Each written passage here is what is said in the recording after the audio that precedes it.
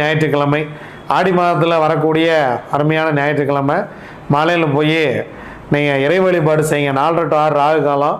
இந்த ராகு காலத்தில் நீங்கள் என்ன பண்ணுங்கள், காலபைரவருக்கு வெண்பூசணியில் தீபம் போட்டிங்க அப்படின்னா அங்கே எண்ணெய் சிந்தாமல் போடுங்க. அதாவது நம்ம கோவிலில் செய்கிற தவறுகளுக்கு தான் கோவிலில் ஒரு சில விஷயங்களை அனுமதிக்க மாட்டேங்கிறாங்க.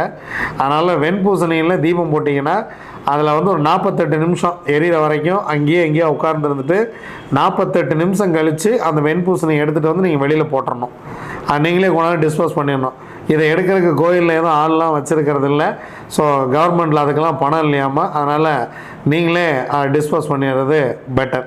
அதே போல் பிஸ்னஸ் நல்லா வரும்னு நினைக்கிறவங்க தேங்காயில் இழுப்பெண்ணெய் ஊற்றி நீங்கள் இந்த 3 கண் இருக்கும் இல்லையா அடிமூடி, அந்த மூடியில் தீபம் போடுங்க. 48 நிமிஷம் எரிஞ்சதுக்கப்புறம் அந்த தேங்காய் எடுத்து வெளியில் டிஸ்போஸ் பண்ணிட்டு வந்துருங்க. அதான் விஷயம். அதெல்லாம் கருவி தான். அதே போல் பத்திரகாளி அம்மன் வழிபாடு, துர்க்கை அம்மன் வழிபாடு மிகச்சிறந்ததாக இருக்கும். ஏன்னா ஆடி மாதம், ராகு காலம், ஞாயிற்றுக்கிழமை, இது எல்லாமே வேறு லெவலில் வேலை செய்யும். அதனால் இதை ட்ரை பண்ணி பாருங்கள்.